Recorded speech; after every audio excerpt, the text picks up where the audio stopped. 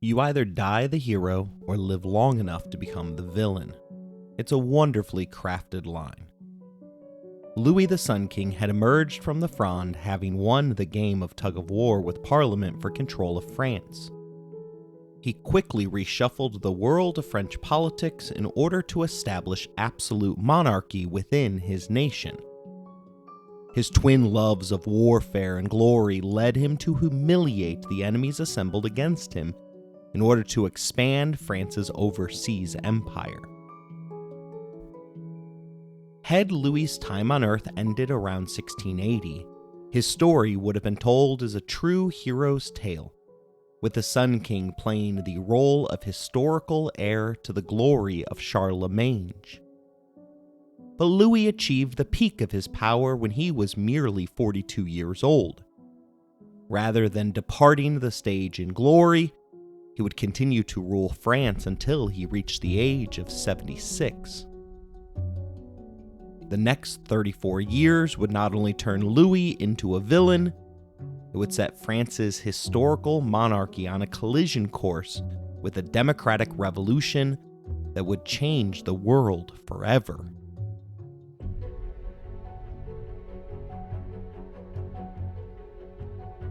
You're listening to Empires, Anarchy, and Other Notable Moments, a podcast designed for deep dives that assist in the teaching of history. This episode is the final in a series of 5 regarding Louis XIV, the setting of the Sun King.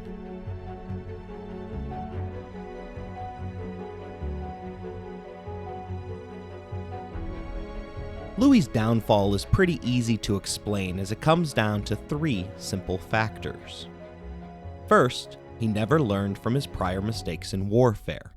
His continued obsession and love of war spiraled the nation catastrophically downward, resulting in France having to vacate its position as a global hegemon. During this time period, he continually showed poor judgment in which nations he supported, as well as those that he antagonized. The second reason for his downfall was his inability to learn to live within his economic means. His spendthrift ways hastened France's decline by limiting the nation's future flexibility in order to satisfy his immediate self-gratification. The third and final reason that the sun set on Louis's unprecedented rule was because of his increasing intolerance towards other faiths. His inability to set aside core differences in the belief systems held by his constituents meant that France lacked internal social cohesion, an essential ingredient for a nation's stability. When combined with the longevity of his rule, each of these 3 problems meant that France's next generation of leaders were being set up to fail.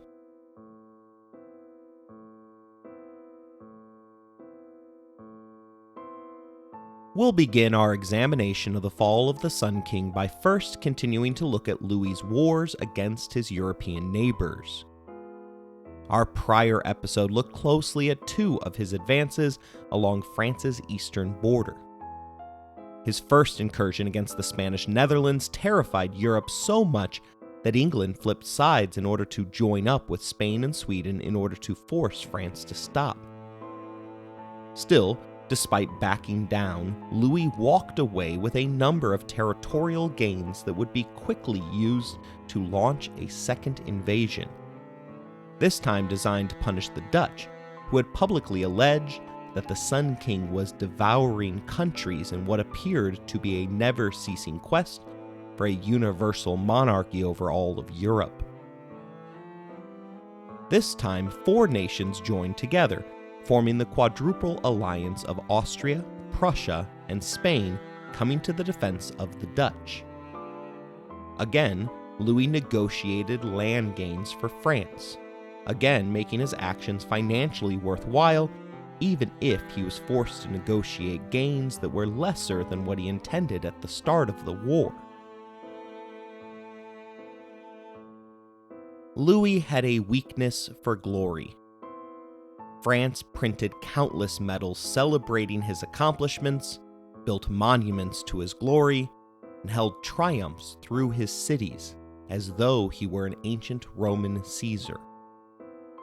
Meanwhile, the rest of Europe circulated stories of French war crimes, oftentimes involving the indiscriminate bombardment of civilians, some of whom had been burned alive while locked within their houses of holy worship. The French king's actions managed to create two enemies who would eventually get the better of Louis. The first of which was William III, the general in charge of the Dutch defenses. Like all rulers in this era, William was related to Louis as a first cousin once removed. He was also the nephew of Charles II, the King of England who was initially allied with the French at the onset of the conflict. The power of the combined forces of England and France had led Louis to assume that he would be able to win any and all disagreements without a fight. The opposite happened. The unholy alliance of the cross-channel rivals was such that their peer nations felt compelled to band together in order to counterbalance against Louis. When given an ultimatum on the eve of the French invasion, William responded with the famous words that my country is indeed in danger, but there is one way never to see it lost, and that is to die in the last ditch. In other words, the general saw it as his destiny to both restore and preserve the liberty of Europe against the ever-growing ambitions of the Sun King, even if it resulted in his death. Leopold I, the Holy Roman Emperor, was Louis's second great nemesis to emerge from this moment in time. Leopold, a member of the ruling Austrian Habsburgs, was a cousin to Louis's wife. Although his official biographers chose to portray him as a man of education and industry, clashes with France and its allies consumed the vast majority of his holy rule. Independently, Louis probably would have been able to defeat either man, but a huge part of his failure was in failing to understand how others would react to his policies. Having ascended to the throne at the age of 4, the Sun King never grasped that every action has an equal and opposite reaction. His lack of understanding and foresight are odd, considering the fact that Isaac Newton was presenting his third law of physics at precisely this moment in history. Worse, William and Leopold's positions were improved because of whom Louis put his trust and faith in. William's station in life was dramatically altered by the fall of Louis's ally Charles II, the last of the Stuarts to sit on the throne of England. Charles consistently racked up personal debts at a time that the Parliament was particularly unwilling to bail him out. He was a weak ruler from the very beginning, only sitting on the throne after the death of Oliver Cromwell and the failure of his offspring to hold on to the power that he had grabbed. Although Parliament ultimately restored the monarchy, the tension between the two branches of government, which had resulted in the English Civil War, remained intact. Worse for the sitting ruler was the fact that the Great Fire of London destroyed more than 13,000 houses and nearly 90 churches. Despite destroying a quarter of the city, the fire wasn't quite large enough to halt the ongoing spread of bubonic plague by the city's rats. These problems would pale in comparison, however, to the fact that Charles had promised Louis that he would eventually convert to Catholicism, potentially restarting the previous wars of religion that had come because of the rules of Henry VIII and his daughter Bloody Mary. Because of the implications, it comes as no surprise that Charles kept his intentions to convert secret from both the public and Parliament. The deal was a part of the negotiations for Charles to lend England's navy to Louis's war against the Dutch. His faith was bought off in his life and the afterlife for the promise of an annual pension from the French in order to fuel his extravagant lifestyle. The agreed-upon annual payment was set to exponentially increase once the king's public conversion occurred. As Francophobia increased with each of Louis's acts of aggression, the English grew to fear their king's public dealings with Louis, as well as the habits that he had learned while living within the French court during his prior exile. Meanwhile, England's failure at subduing the Dutch warships during the war led Parliament to question their king's decisions and to look beyond Charles in an attempt to imagine what England could become without him. Unfortunately for his detractors, Charles and his wife had failed to produce a male heir to the throne, leaving James I, a staunch Catholic, as the presumed heir. To allay their fears, Charles arranged for his niece Mary to marry a man who was the polar opposite of the king, in that he was a successful warrior, a devout Protestant, and above all else, a man who despised France. He was William III. That marriage, occurring in 1677, would place William in line for the British throne. We'll come back shortly to that string in the puzzle. First, we have to look at the other ally of Louis that would become an albatross around his neck, namely the Ottoman Empire. Despite Louis's devout Catholic beliefs, the Sun King loved money nearly as much. Thus, he publicly maintained France's historic friendship with the Muslim Ottoman Empire through the trade cities of Marseille and Constantinople. Historian Karl Burckhardt referred to the pairing as a sacrilegious union of the lily and the crescent. Beginning in 1534, the alliance ensured positive trade flows as well as military assistance when needed. Although it was used by propagandists against the French throne, the alliance had saved France more than once, simultaneously weakening the Catholic consolidation of power on the European continent. The ancient alliance became more valuable to Louis after his failed invasion of the Dutch had brought him into direct conflict with Leopold I and the Austrian Habsburgs. Louis invoked this alliance to oppose the Holy Roman Empire in a proxy war. The Turks advanced and captured Vienna before Leopold was able to form the Holy League, joining the Polish-Lithuanian Commonwealth, Venice, and Russia to the Holy Roman Empire in order to retake the city in 1683.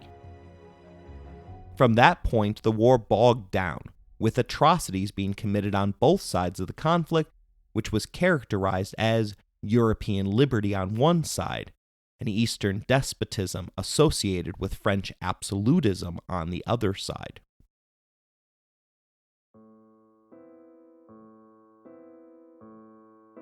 Although he was publicly aligned to the Ottomans, they were a mere tool in the Sun King's grand ambitions. He kept secret his assistance to Christian leaders within and around the Ottoman Empire, seeking leaders who could weaken his ally internally and establish staging grounds for an eventual conquest of Egypt and then the Ottoman Empire itself.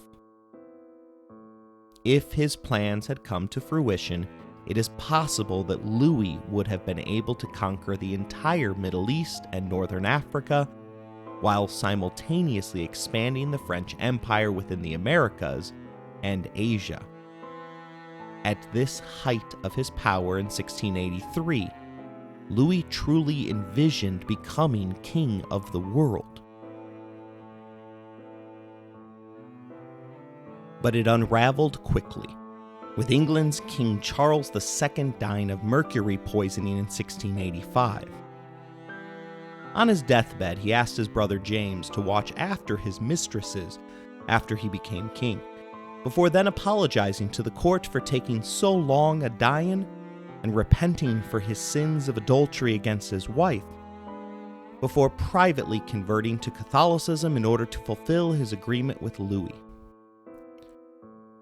Happy to be rid of him, Parliament and the newly crowned King James II buried him at Westminster Abbey with little public fanfare.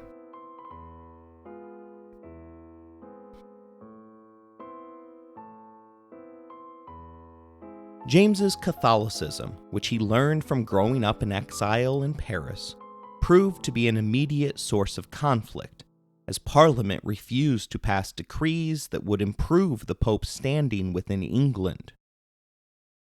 He also didn't make many friends within the English court, as he was considered the most unguarded ogler of his time by one historian, evidently putting Seinfeld's George Costanza merely into runner-up position.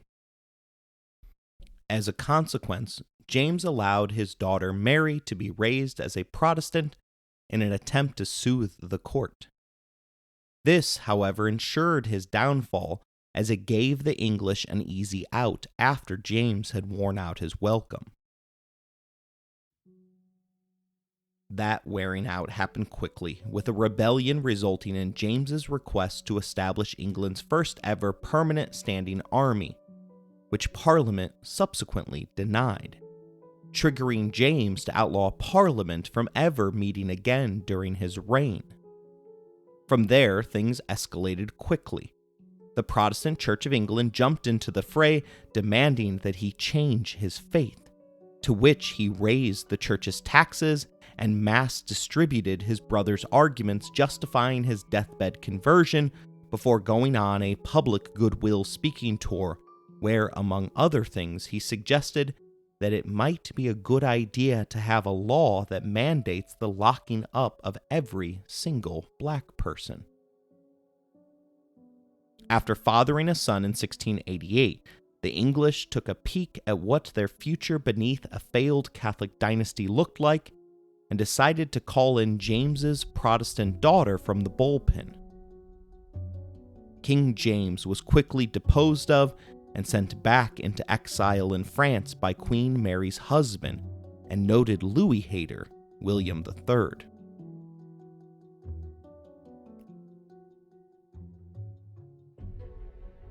This moment in 1688 stands out as a prelude to the fall of Louis's France. First, Louis refused to accept the authority of William as the King of England. Secondly, France viciously struck out at the Habsburg Empire in order to avert the collapse of his allied Ottoman Empire. The decision was made in his self-interest, as victory against the Ottomans would allow Leopold to square his forces up directly against Louis. As one might imagine, a Catholic nation attacking the Holy Roman Empire in order to preserve a Muslim kingdom didn't go over well in the European press. Louis's action united Europe against him, with the English House of Commons proclaiming that Louis was the most Christian Turk, the most Christian ravager of Christendom, the most Christian barbarian who had perpetrated on Christians outrages of which his infidel allies would have been ashamed. The resulting conflict that emerged became known as the 9 Years' War, and saw France once again facing off against a united European coalition. This time, the group consisted of the Holy Roman Empire, the Dutch, England, Spain, Savoy, and Portugal, with fighting occurring as far as French colonial holdings in the Middle East, India, and North America. The 9 Years' War is considered by many to be the planet's first world war.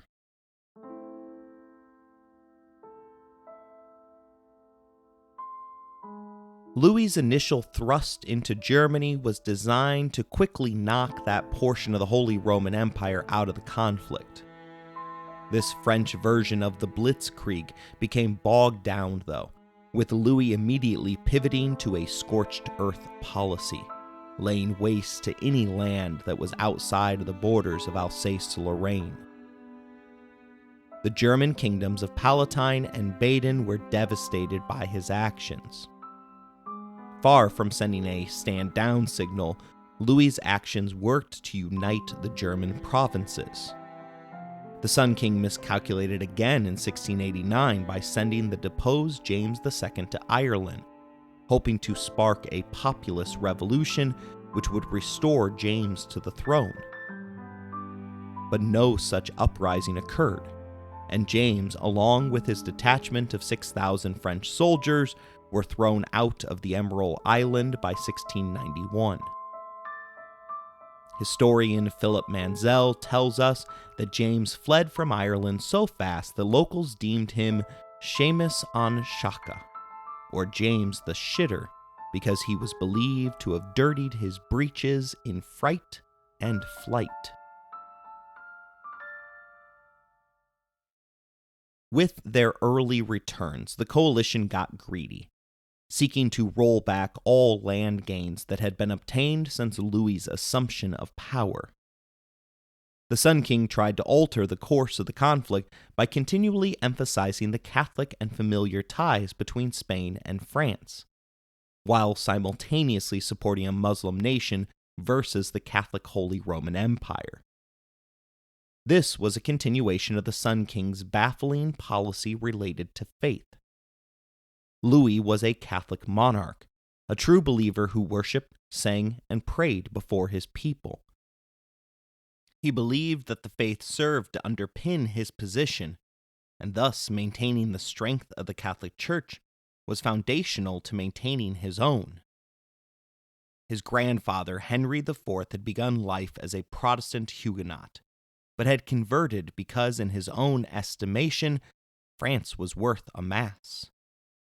Yet in this seemingly never-ending conflict, the French king alienated his own faith while simultaneously growing more intolerant of other faiths.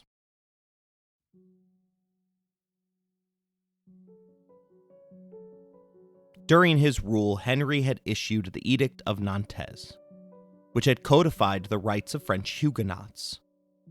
While the group still faced instances of everyday discrimination, the worst of it had seemed to be over with the passing of Louis XIII's advisor, Cardinal Richelieu. Early in the Sun King's reign, the Protestant Huguenots were more or less tolerated within the French borders. Louis's tolerance extended even further than the Protestants, for among the Frenchmen, as he was the first king of France to enter a synagogue in order to watch his subjects worship. No one understands what happened for Louis to change his mind so completely, but most point to a change in his advisors. The first of which was his mistress turned second wife, Madame de Maintenon. She was a staunch Catholic who held firmly to personal hate regarding the Huguenots. The second advisor to change during this era was the exit of his superintendent Colbert, a man who had previously encouraged the Huguenots to move to France in order to spur economic growth. He was replaced by Louvois, who saw an opportunity to restart the French wars of religion in order to justify the size and budget of the military. Still others point to Louis's efforts directed at persecuting others as a last-ditch attempt to persuade the Pope to favor him over Leopold. As it is with most instances of religious bigotry, the incidences of discrimination began as mere inconveniences before ramping up and eventually escalating into acts of genocide. In 1661, Louis forbade Protestants from singing psalms in public. In 1678, Huguenots were barred from working certain jobs, attending certain schools, and receiving care at most hospitals. Churches that were located along popular thoroughfares were seized by the state, while other less-known congregations were pushed into even lesser-known suburbs. In 1680, Louis used the state to encourage conversions to Catholicism, offering the carrot of debt relief to complement the pressures of the prior years. But Louis wasn't done with the stick, as mixed marriages were soon banned and a force of 3,000 dragonnades, which were mounted infantry men who carried guns that belched flames like dragons, were sent throughout the countryside in order to, quote-unquote, protect against a threat that never really existed. Things came to a head in 1685, with Louis's decision to revoke the Edict of Nantes. Many historians point to a desperate effort here for Louis to appease the Pope in the midst of Leopold's ongoing war with the Ottomans. But Louis went significantly further than was necessary if he was merely pimping his Catholic credibility. Having been warned that further actions against the Huguenots would result in massive damage to the French economy, Louis's piety got the best of him, and he proclaimed that he would rather save his citizens' heavenly souls than his nation's economy. He pursued a convert-or-die strategy, along with ordering the complete destruction of all Protestant churches and schools.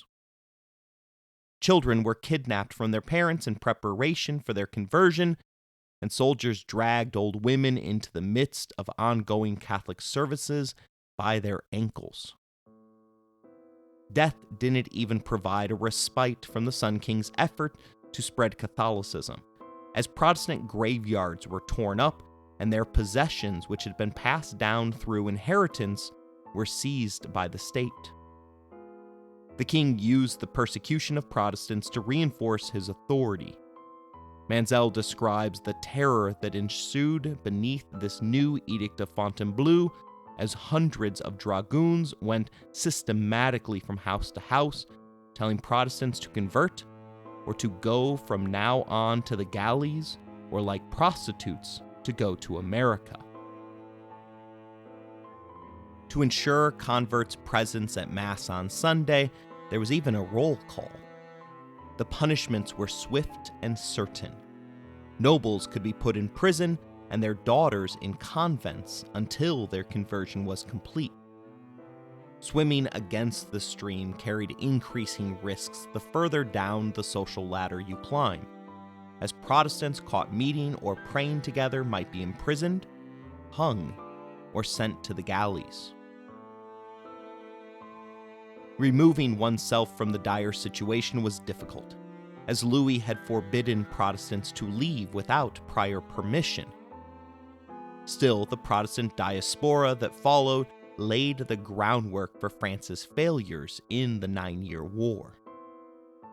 As the conflict progressed, Louis's violent reprisals against the Huguenots enabled William III to rally Protestant England against their former ally.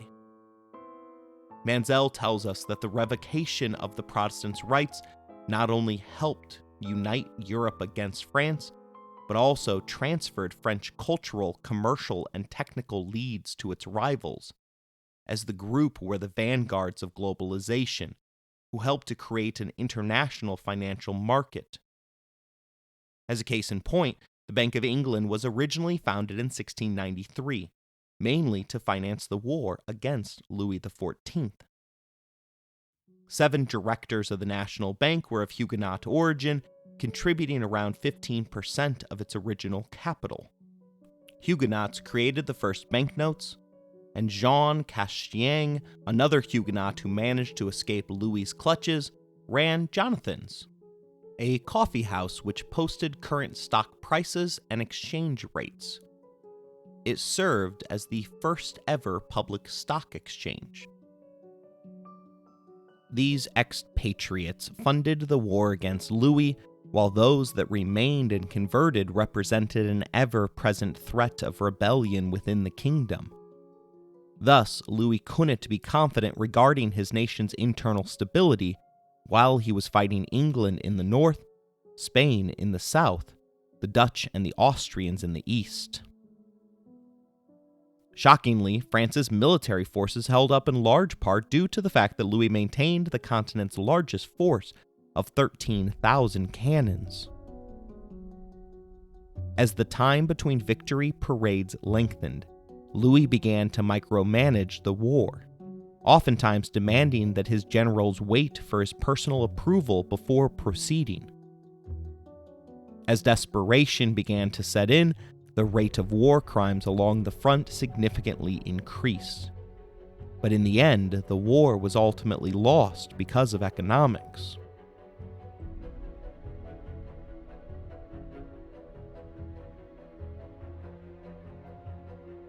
The bloody conflict had reached a costly standstill. France's 400,000-man standing army was a massive drain on the nation's finances, which had been further hindered by the expulsion of the Huguenots. The effort was proving to be unsustainable, as the king was forced to order that all silver in churches and at Versailles were melted down in order to raise funds to maintain his troops in the field. The king even temporarily shifted his personal party house of Marly into a makeshift military headquarters. French ships were continuously outnumbered and outgunned. The navy was reduced from 135 ships to a mere 80 over the course of conflict. Unable to keep up with the British shipbuilding industry, Louis began to cajole commercial ships into joining the war effort, thus eliminating France's ability to conduct international trade. With each action, Louis proceeded to cut off his nose to spite his face. Beginning in 1693, France began to experience a series of severe harvest failures that would continue through the French Revolution, due to what has become known as the Little Ice Age. Over the course of 2 years, as many as 2 million Frenchmen succumbed to food-related illnesses. This absurd number was the equivalent to 5% of the French population, and represents more dead Frenchmen than either of the subsequent world wars. Faced with little hope, Louis performed one last offensive in order to gain the upper hand before entering into a peace agreement in 1694. The terms allowed Louis to claim victory, but it was clear to everyone that France's moment had passed.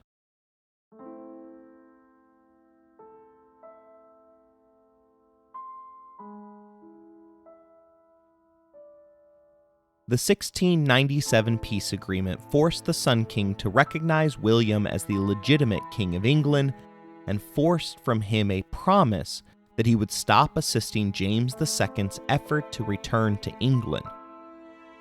Mansell writes of the treaty that so many cities were handed back that Parisians publicly stated that they were relieved that Paris was not among them. It was a peace which dishonored the king and the whole nation. It was also a peace that would only hold on for 3 years. What followed was the final war of Louis's long reign. Carlos II, El Hechizado, or the Bewitched, was the current king of Spain. The monarch was the result of 16 years of inbreeding that had managed to make his aunt and grandmother the same person. Born with the hideous Habsburg jaw, the Bewitched was unable to close his mouth, and thus refrained from eating anything that was solid. Carlos's legs were so stunted that they were unable to support his upper body, and his tongue was so grotesquely large that he could barely speak. He became king at the age of 3, and in their false hopes to control him, his advisors refused to educate him. Thus, the near-mute king was also illiterate. But as proof that power and money can be as attractive as an individual's physical looks, Carlos managed to get married twice. Such a union was essential for a king with a history of near-fatal illness. Historian John Langdon Davies pointed out that of no man is it more true to say that in his beginning was his end. From the day of his birth, they were waiting for his death. Louis provided the first attempt at a solution to the predicament that the Spanish found themselves in. At least it would have been the solution if Carlos hadn't been born impotent and thus unable to produce children. Louis hastily arranged a marriage between his niece Marie Louise and the Spanish Habsburgs. Marie performed her duties as both queen and wife, and by all accounts, Carlos fell deeply in love with her. Still, she remained in a state of complete misery while living within the exceptionally private Spanish court, which refused her requests to open up her curtains in order to look out of her window, for fear that commoners might catch a glimpse of their queen. She failed to get pregnant and firmly informed French advisors that the blame was to be laid squarely at the feet of her husband. She remained queen for 10 years before succumbing to a severe stomach illness that was likely an appendicitis or side effect from the medieval fertility treatments that she was subjected to.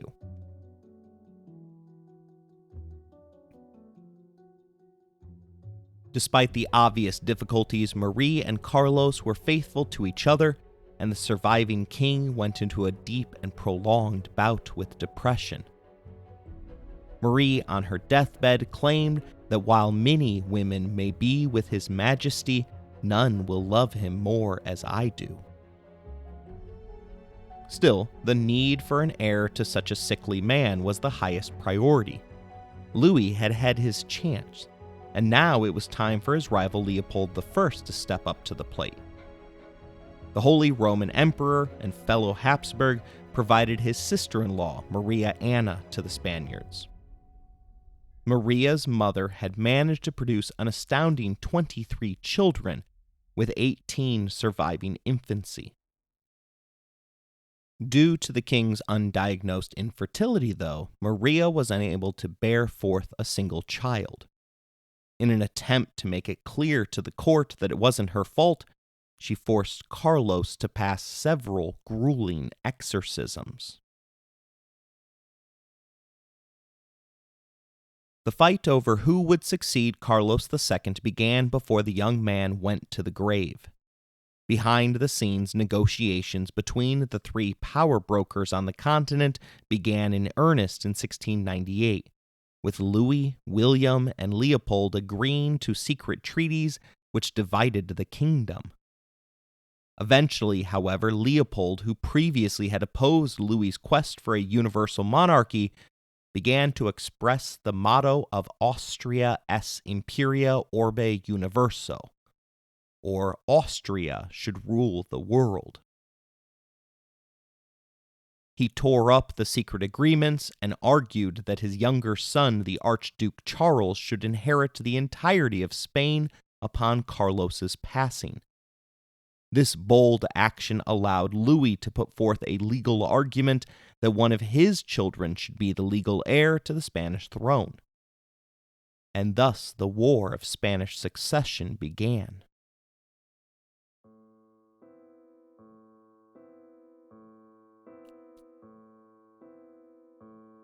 Leopold claimed the throne via marriage right. Louis's argument related to bloodlines. His first wife, Maria Therese, had been Carlos's sister. By lineage, the only way to maintain the family rule of Spain would be to choose someone of her surviving bloodline. Spain was torn, and arguments for each side consumed the final year of Carlos's miserable life.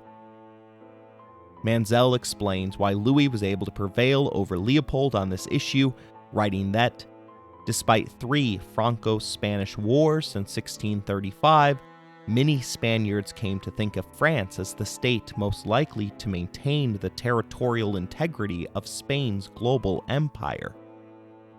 Many Spaniards, like Louis himself, supported the succession of a French prince on the ground that the Dauphin had the best hereditary claim, since his mother, Maria Therese, was the elder daughter of Philip IV, Carlos's father.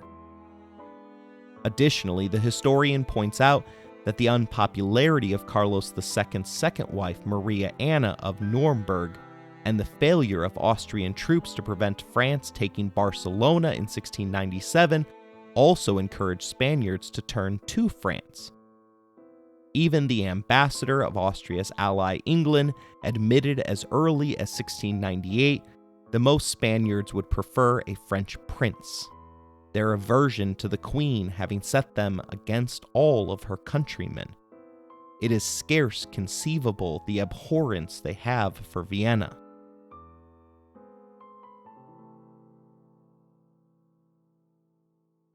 On his deathbed, Carlos changed his will and final testament to name Louis's 17-year-old grandson, Philippe of France, as heir to the throne.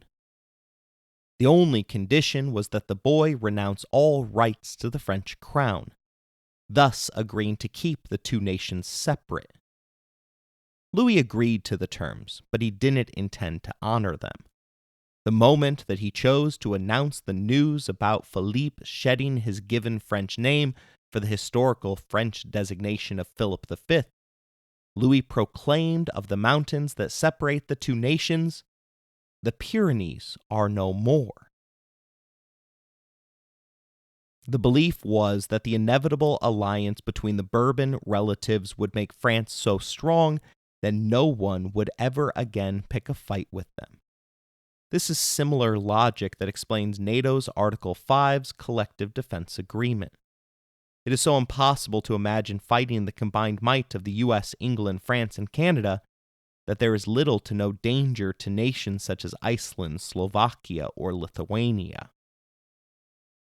Louis, however, dramatically misread how his enemies would respond. Counterbalancing occurred immediately in preparation for what was the inevitable act of aggression emanating from King Louis.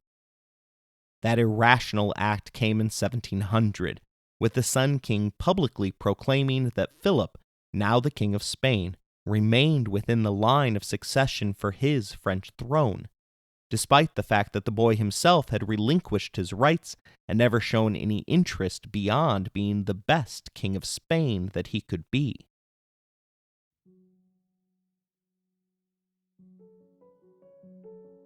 At age 17, King Philip depended upon his 13-year-old cousin/wife to earn the goodwill of his new people.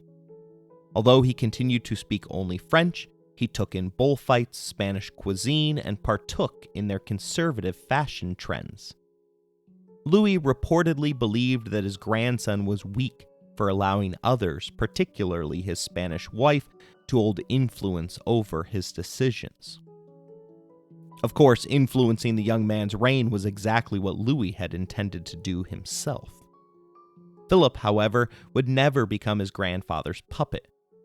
But his unwillingness to push back against the Sun King aided in the perception of inseparability of the two nations during the first decade of the 18th century. French troops were stationed throughout Spain. French finance ministers went through the books in order to modernize the Spanish economy, and Philip brought into his court 50 French servants, including his barber. These actions allowed Louis to continually prod at the backwardness of his southern neighbors. Had the insults remained only related to Spain, France might have avoided another costly war. But the Sun King was never known for his moderation. In 1701, James II, the former King of England, passed away. On his deathbed, the former monarch told his son to remain Catholic, obey his mother, and stick with the King of France. Louis was good to the boy, acknowledging him as James III, the rightful King of England, despite the fact that it was an open-handed insult to his old enemy, William III. He poked at William and Leopold despite never truly securing an unbreakable alliance with Spain. War was formally declared jointly on France and Spain by England, the Netherlands, and the Holy Roman Empire on May 15, 1702. It seemed as though Louis would have the upper hand. King William had passed away 2 months earlier, and the elderly Leopold would depart from this world in 1705. William had died without children, and Leopold had left behind only daughters. Louis, the longest-serving monarch in European history, at age 67, had managed to outlive his peers. Everything seemed to have fallen in line for the French, and Louis took the moment to brag about the size of his family, which had 23 grandchildren in it. But the tables quickly turned. The French army was ambushed and routed on the Danube. The Allies, arrayed against him, which had expanded to include Prussia, offered peace terms that Louis mistakenly refused. Although the Sun King didn't go on this campaign for the first time ever over the course of his lengthy reign, he micromanaged his army to death. Manzel details what went wrong for us, writing that his lead generals' fawning words to the king from the front help explain French defeats, as they wrote home that "Your Majesty understands war better than those who have the honor to serve you." Manzel continues, France's military performance was weakened by its demographic and climatic catastrophes, such as the flight of the Huguenots and the loss of population in the winter of 1693-94. Allied soldiers tended to be stronger and better fed and disciplined. Moreover, they paid for supplies. Louis's troops, in contrast, pillaged their way across Germany, stoking the fears of Francophobia. During his reign, his soldiers' average height diminished, reflecting the impoverishment of much of the French population. Defeat was also due to the superiority of Allied equipment. Only in 1703 had French infantry finally abandoned pikes and muskets for guns and pistols like their enemies. The quality of the king's cannon did not match the quantity. Splitting cannon barrels wounded French artillerymen almost as often as their cannonballs did the enemy. Officers made profits out of supplying guns of low quality. Historian Guy Rowland concludes, the biggest weapon system the world had ever seen did not work.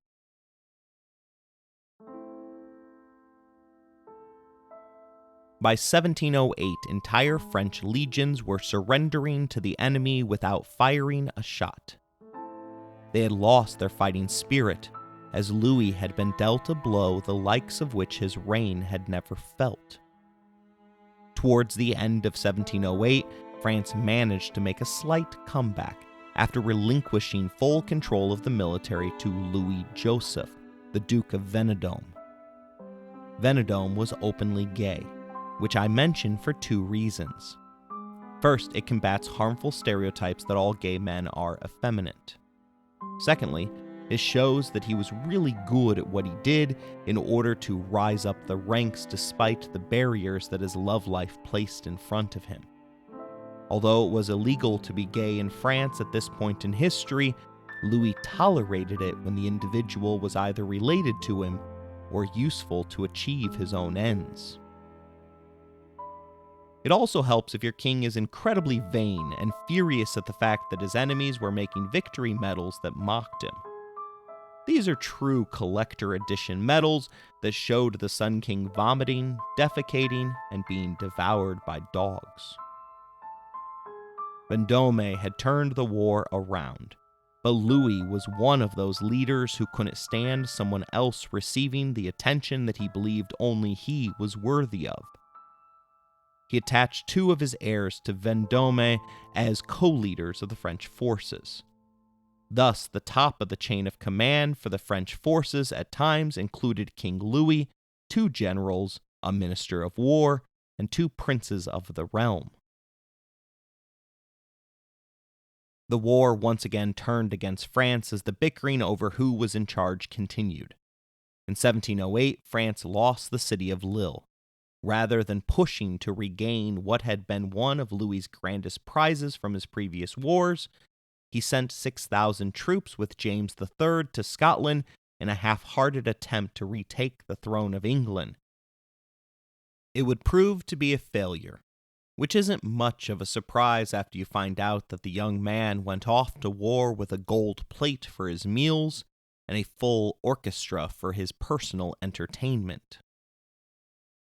Ironically, France was temporarily kept afloat through the goodwill and acute business sense of Huguenot banker Samuel Bernard. As had been the case during the previous wars, France's budget could not sustain the effort. Manzel informs us that in 1703 receipts were 105 million livres, expenses 171 million. In 1706, expenses reached 196 million, while revenue had sunk to 53. By 1710, military and naval expenses and the loans needed to pay for them were absorbing more than 75% of the budget. France had created no equivalent of the Bank of Amsterdam or Bank of England to issue notes and help finance the war. The government avoided bankruptcy by short-term borrowing at disastrous interest rates and creating more political offices to sell. By 1708, government debt would reach 2 billion livres, and servicing it would absorb over 50% of government expenditure, 470 of 756 million livres. The historian concludes with the statement that Europe's triumph over France was not only militarily and diplomatic, but financial. But it wasn't all his fault. 1708 was also the low point for the Sun King's reign because of an 11 consecutive day streak when the temperature reached -15 below. The silk industry collapsed, bottles of wine froze and shattered, and the grain harvest was one of the poorest on record. Louis's second wife details the famine that occurred in her private letters. On April 8th, she wrote that the price of wheat is rising every day. Famine is universal. It seems that God wants to reduce us to the last extremities. April 29th. You think that it is better to perish than to surrender. I think that we must yield to force, to the hand of God who is visibly against us, and that the king owes more to his peoples than to himself. May 5th. At Marly you hear of nothing in this ravishing place but poverty. July 14th. Paris is very difficult to control. Bread is becoming more expensive there every day. We have seditions everywhere. August 26. The greatest misfortunes have often had smaller beginnings. The question of wheat will make me lose my head.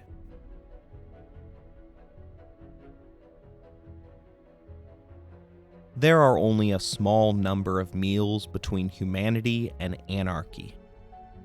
Clever posters began popping up suggesting a revolution against the Catholic monarch. One included the prayer of, "Our Father who art in Versailles, your name is not allowed. Your kingdom is no longer great, nor is thy will done by land or sea. Give us this day our daily bread, for we cannot buy it." The year of 1709 saw just 12 fewer food riots than would be experienced during the French Revolution in 1789. Louis tried to negotiate an end to the war at this point, but was unwilling to dethrone his own grandson, which, believe it or not, was the Allied demand at the moment. They actually believed that he would join them and march his forces into Spain in order to crown an Austrian ruler. It was too much for a man who at one point sought to rule the world.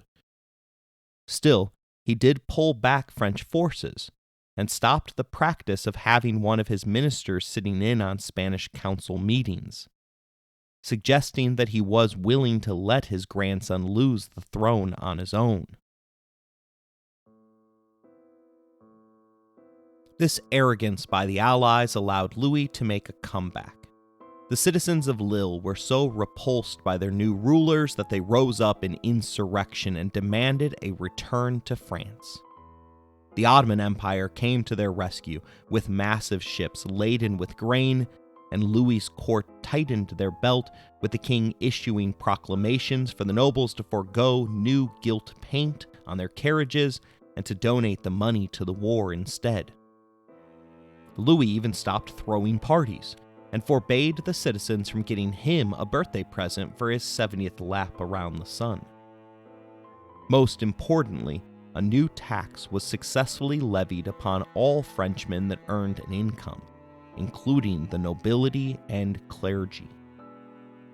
For the first time in years, the French soldiers were paid on time and had full bellies. From here, the Sun King played the nationalist card.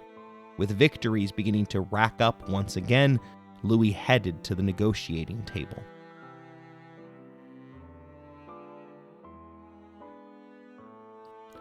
The treaty became known as the Peace of Utrecht.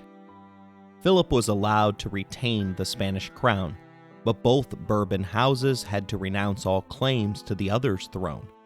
This became critically important because the sons of Louis, as well as grandsons, were quickly disappearing as the head of their family was forced to attend far more funerals than he would have liked to.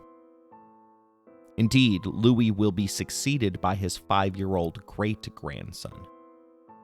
England gained a commercial advantage by receiving Dunkirk, as well as a number of port cities in Spain. Spain also lost land along the Amazon River, and France ceded land to the Iroquois and their British allies. Austria gained land throughout Central Europe. Manzel sums it up with the thought that Utrecht was a victory for Europe and diplomacy. The defense of the freedom and the balance of Europe had been proclaimed as the reason for the declaration of war on Louis XIV in 1702. At Utrecht, peace and calm in Christendom through an equal balance of power was restated as the political ideal for Europe.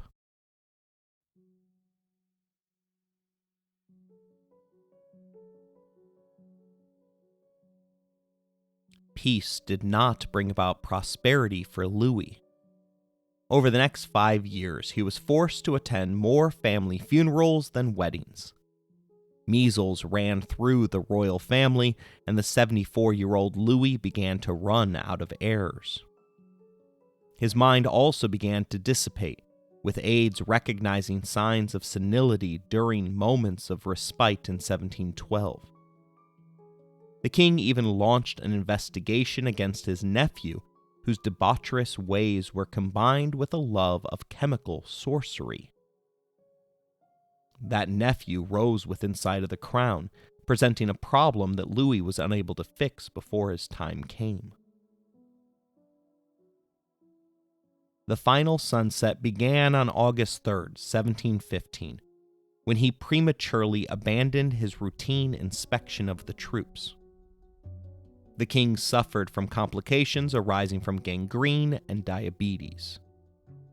9 days later, he reported that his stomach was on fire, and without an appetite, it appeared as though the flesh on his body had melted away.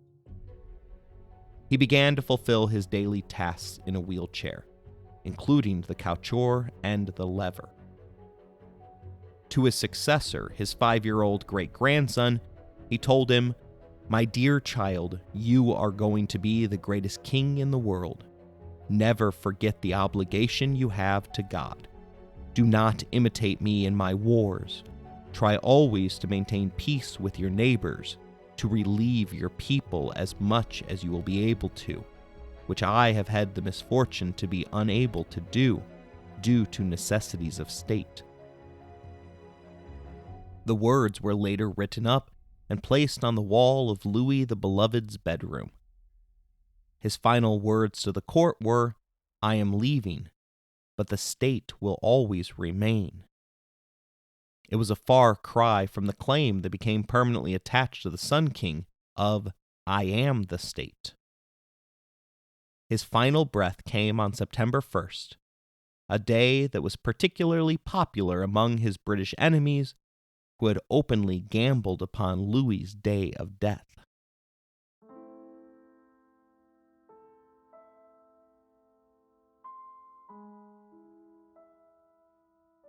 Louis the Sun King had begun his rule with unprecedented opportunity. He had inherited the strongest country and army in Europe, flushed with the wealth that came in from a growing overseas commercial empire. But he was unable to get out of his own way. His tendency to micromanage things that he never truly understood, as well as a long history of trusting the wrong people to manage the rest, left his nation bankrupt and the laughingstock of Europe. Rather than conquer the continent, he had managed to unite it against him. Louis came to believe that the point of war was war itself. His nation remained at war for 33 of the 54 years of his long reign, and the standing army arrayed by the Sun King consumed more than 50% of the nation's budget. Worse, nearly every single war fought was precipitated by Louis's actions. Thus, all were preventable. Manzel posits that the Sun King believed that his large number of enemies signified his strength, rather than his unpopularity and lack of diplomatic skills. Sort of like a high school bully telling his mother that he is so popular because so many students know his name. We tend to look at the brilliance of the gold reflected by the thousands of mirrors that covered the walls of Versailles, but if we manage to squint past the brightness, we can see that Louis's reign was merely a glorious facade. Interested in inspecting everyone else's work, he never turned introspective towards his own existence. The personality cult that developed around Louis was devastating to the effective running of a modern nation. Historian Michael Farquhar makes fun of the ridiculousness of the court that developed. He describes a few of the characters within the sea of sycophants that called Versailles home. If Louis asked for the time, they replied that it was whatever time His Majesty desired. His superintendent of buildings would utilize wedges to leave the statues noticeably askew, so that he could then compliment the king when Louis asked about their leanings. After the king developed a fistula and had to have surgery on his rectum, courtiers bribed doctors to perform the same task on them, so that they would have something in common to talk to the king about. Farquhar leaves us with the thought that the French beneath the Sun King invented a whole new spin on the fine art of kissing ass.